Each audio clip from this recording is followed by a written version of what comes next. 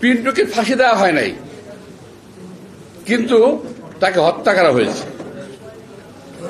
সবগুলো হত্যাকাণ্ড। দিলওয়ার হোসেন সাঈদীকে ফাঁসি দেওয়া হয় নাই, জেলখানায় তাকে হত্যা করা হয়েছে।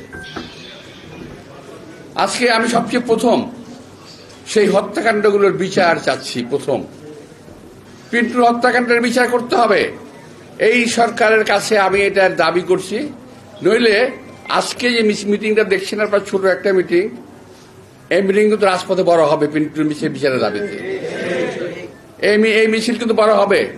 সুতরাং ওই সময় জেলখানায় যারা ছিলেন, কাদের কারণে পিন্টুকে হত্যা করা হয়েছে, কারা হত্যা করেছে, তাদেরকে খুঁজে বের করে তাদের সাজার ব্যবস্থা করতে হবে। আমি বলছি বিচার এবং সাজা, আমি বলছি না ফাঁসি দিয়ে দেন। বিচার এবং সাজা, যার যতটুকু প্রাপ্য তাকে সেটা দিতে হবে।